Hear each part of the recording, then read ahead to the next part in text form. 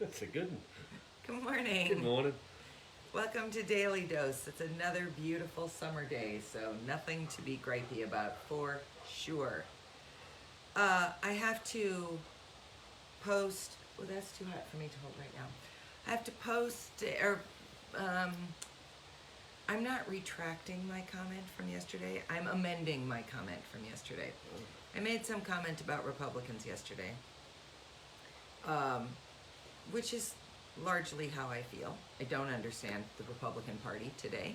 I don't know why you'd be a Republican today. I don't. I can say that. But here's what I'm saying. I don't actively dislike all Republicans. Here's who I actively dislike. I actively dislike super bonkers conservative evangelical Republicans who want to legislate every facet of my body and who don't believe that Joe Biden won the 2020 election and who do not get vaccinated. That is who I can have little to no regard for. So if I offended you yesterday, then I offended you. I'm not going to apologize for it. I'm amending it. So that's probably I've made things worse, but it's how I feel. So, good morning. This probably not be the best moment to ask you to hit like and subscribe if you like the content. This is not a nonprofit. I am scrupulous in that role in my life about what I say and what I do. And I do understand that there is a very blurry line between who I am as a person and who I am in that role. And I am careful, but I also just believe that as a human being, as an engaged citizen, and as a legal person in this country, I have a right to an opinion. Well, that's true. As does everyone. Everyone is free to believe what they want to believe. They are apparently free to do what they want to do. And I am free to not agree with it. It does say exactly just about that, and all the pamphlets I got was what it means to be American when I became one. Yeah. What's the point of being American if the loudest voice is the only voice that matters? Because that loudest voice is almost always a bully. I'm not screaming about this. I'm just telling you how I feel. So, let's move on. We went to an event last night, Dr. Merritt. We did. We had one of those great moments where everyone kept looking And we around. had real pants on. Well, I didn't. I had a dress on. I had real pants. Didn't have COVID pants on. I had real strides, go out and have a good time pants on. Very exciting. It was all grown up. It was the kind of event, though, where everyone kept saying, "Can you believe this is Fargo? How can this be Fargo? I can't believe this is Fargo." And I agree. It did not feel like Fargo, which felt fabulous. And then I started thinking, well, why doesn't it feel like Fargo? Everyone was there who we knew from Fargo. It's downtown. It's a new building built by Fargo people. It's very weird that our first response would be how great it is that it doesn't feel like Fargo. So I totally get it. It didn't feel like Fargo. It felt very progressive and highly sophisticated and social and designed. For heaven's sakes, there was architectural design, which is not a Fargo hallmark. We tend to say, well, we should build a Quonset, and that'll be just fine for us. As long as it can take the cold weather, we don't care. So it was lovely. We were at the Jasper Hotel soft opening. And I really had convinced myself during COVID that I was kind of done with people and that it was great and yippee, and I was ready to not be social anymore. And we got there last night, and I was completely reminded that I actually really like to be social, and I love to see people, and I like to engage and connect, and I really like to do it downtown because those are my people. They're the art supporters, they're the liberal thinkers, they're the art makers, they're the people who live on the fringe, they're the people who have resources and use them, they're the people who engage in interesting discourse. Those are my people. So it was incredibly fun. Didn't you think? Yes, it was actually. Thankfully, I there was a couple of people I spotted that I was talking to a friend of mine about this, who said that they were afraid that they'd forgotten how to smile, because they said that they actually said to me, well, I haven't actually, because no one could tell anyone. So All right, under mask. I didn't really bother making the gesture of smiling when I was, you know. But thankfully, I when I used to teach, well, when I taught for the last couple of semesters, I actually wore a face shield, mostly because it's easier on your voice. They're still as safe as wearing a mask, and actually, especially if you have an accent, your students can still understand what you're saying. So, you know, they could actually see that I was, you know, because they never got the joke, that I was smiling. Oh, he was trying to be scientifically funny, which is never a good thing. But there were a couple of awkward people, but I would agree with you too. I thought, yeah, we're good. But it was nice to be out,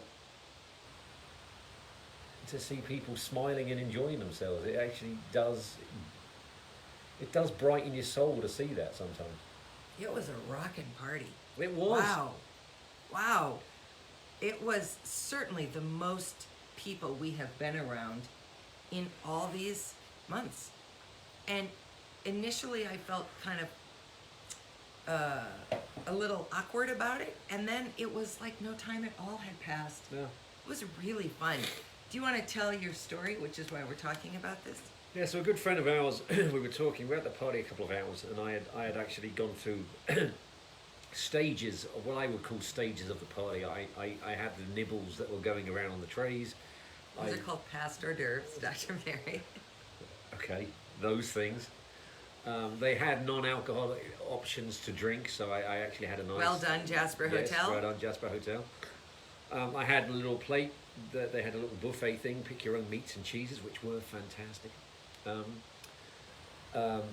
They had they had half bite-size little cheesecakes that were slightly too small for mine. So I had all of that, and we were standing quite a next few of with those. the Rocking Live band, which I do believe was...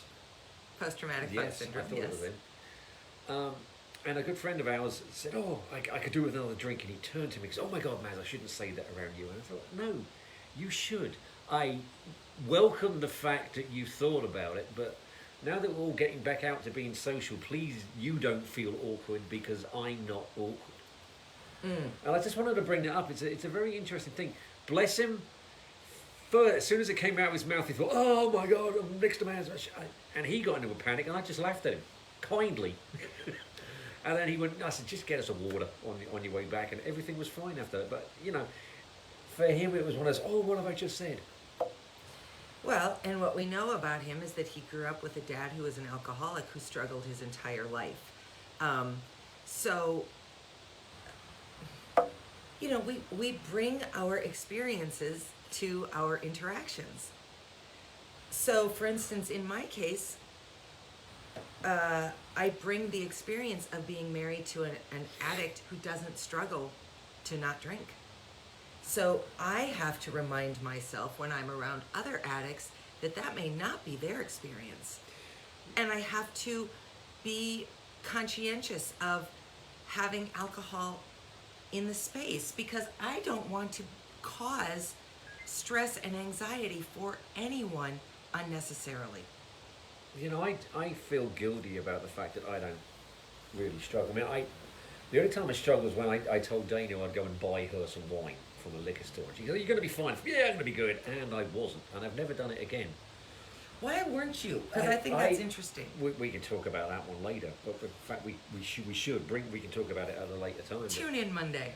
Yeah, we can talk about it Monday. Uh-huh. Or, yeah, it would have to be Monday. Yeah. But I know people who couldn't have done what I did last night. And I was luckily enough, and I'm trying to stop feeling guilty about this. I could watch people drink. I could look, and then we just have this great conversation, and it did not bother me or make me feel like I wanted to drink, and I didn't get that kind of weird sort of, you know, that famous scene from, I think they first did it in Jaws, when the background pans out when something bad happens. lots of directors have tried to copy that in many films, but I think that was the first time that was used in Jaws. People have explained what happened to them as that scene. Oh. Where, oh my God, and there's danger coming at them. Oh, all right. I never feel like that. I had such a wonderful time, and if you can't do that yet, I mean, I can't be the only one, but if you're sitting there thinking, I could never do that again, small steps with people you trust, I think you could. I'm not saying, I'm not trying to force you to do it, but don't give up. You can reach a point like that where you're comfortable.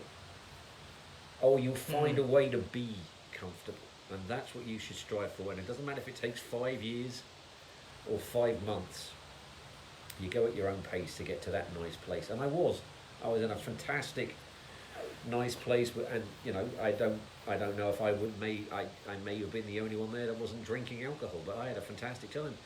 And there wasn't a single person there out of control. You might think first big event with, you know, Fargo did a good job. A lot of people in Fargo have actually been double dosed with the vaccination. So this was with all the restrictions being eased off, this is probably about as, I mean, I love to think that the people that actually went there were at least vaccinated. We can only hope. But it was a wonderful, wonderful evening, and it was just, for me, it was just a thought of, yes, I'm a very lucky alcoholic enjoying sobriety, and I hope that other people could do that too. Well, and just to piggyback on something maybe we talked about on Monday, this notion of just have some plans in place. If you are feeling anxious about it, know what you're going to do. Know that you and whoever's with you are going to step out and walk around the block, or you're going to, you know, I don't know. I know that there are plan Bs, plan Cs, plan Ds, that kind of thing, so that you can be prepared. Yeah. And maybe it won't always go to plan, but you can do everything you can do to be as equipped to successfully be in that environment as possible. And what was so lovely, I thought, was there was quite a lot of alcohol there, but it didn't feel pushed on anybody. Even when as soon as you walk in the door, they had those little trays of, I thought, was it champagne? It was champagne. And they went, "Madam, sir, I don't know, thank you," and that was it. Yeah. I've actually been to places since I've been sober that someone actually said, "Oh, go on, it's free." Yeah, there was, you know, I mean, there was a lot of alcohol, and it was just absolutely one small piece of the larger experience. And so then it wasn't about, well, why aren't you drinking? Nobody would have even noticed that Maz wasn't drinking. It was irrelevant. And I did notice something that the bar staff did. Dana, actually, you were the one who actually just ordered the drinks. Yeah, I went to get you a non-alcoholic beer. But on the second time you ordered me a drink, I actually caught up with you. And to me, they made a point of the non-alcoholic beer came out of the cooler, and they poured it in front of the person that asked for it. So you know that's exactly what you were getting. Yeah, so let's just tell this really quick story. Yes. And I'm going to keep it purposefully vague because I don't want to like tattle on anything. But we know someone who's a bartender, and he was working the other night, and the drink order came in. It was a busy night, and the other bartender made the drink order, and it was, one of the drinks was a mojito, and it went back to the table, and then the server very quickly came back. A mistake had been made. It was a non-alcoholic mojito that was supposed to have been made. And I don't know where the mistake happened, if the server typed it in wrong, if the bartender looked at the tab wrong, but here's what's incredible. This group that was out to celebrate a man's 8th year of sobriety, and instead he got served an alcoholic mojito. Now, I'm not telling you this from any place of judgment of the bar staff. Mistakes happen. And so we were talking with the bartender about, well, what would be ways you could mitigate that? Are there things? And they've already put some steps in place, and they felt terrible and took care of the entire table's dinner. And I mean, they really did the right thing. And I think about that sometimes too. You know, when you order a drink, non-alcoholic, it's not like ordering a beer where you see the bottle. And I do think sometimes, well, what if somebody is just in that rote mindset behind the bar and you order a non-alcoholic pina colada and they put in the rum? Okay, well, then you deal with that in that moment and you have a plan B, C, and D for that. What would be your plan B if you'd ordered a non-alcoholic pina colada and it came with alcohol? I'd send it back, but I don't know if I'd be just livid, disgusted in myself for drinking something that had alcohol in it, worried more to the point. You know, does that count as anything? Does that count as a lapse or a relapse? Do I have to start getting my chips all over again? You know, it's terrible from that point of view. But I told Dana this, if I go out, if I go and meet someone for a drink, and Dana's not with me, you know, they say, I want to meet here, I'll only get a Diet Coke. I wouldn't even ask if they have non-alcoholic beer, because that's one of the things that really frightens me, is to be given something with alcohol in it that I don't want. So what do I have to do with that? Because I just feel, to me, it feels safer if you're there. If sure. I'm not sure, then you can check for me. Oh, I mean, I've asked you to before, so is Yep. that definitely mine? And then, that's true. you know, we were at a party once, and Dane said, I don't know if that's yours now, so I just put it down as well, I get on. Yeah, So it was just the safest thing to do. yeah. So that's my plan A and B right there. If Dana's not there, I don't even bother asking what the non-alcoholic options are. I just go for if someone else says, I'll just have a Diet Coke, they're not going to slip anything in it, because, oh yeah, it's just a Diet Coke, there you go. And that's almost idiot-proof. Yeah. But that's just me being paranoid, I guess. But you know, it's a healthy carefulness that you can still, and then you've got no issue, you've got no worries, you can just enjoy yourself. Yeah. Yeah.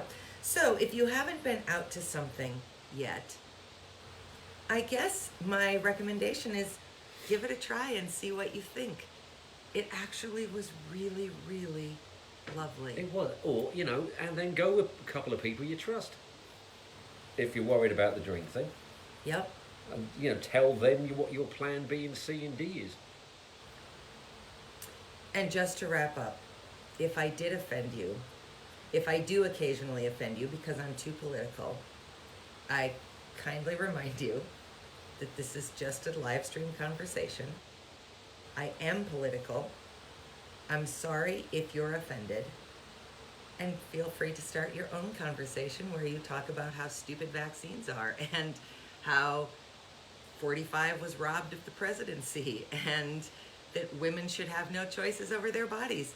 And I will be as offended by your program as you are by mine, and then we'll be equal.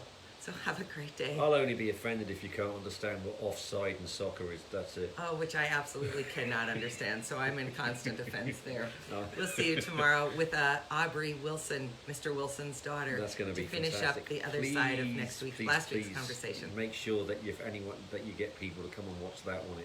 It's going to be really interesting. Yeah, it is. We'll see you tomorrow. Bye. Bye.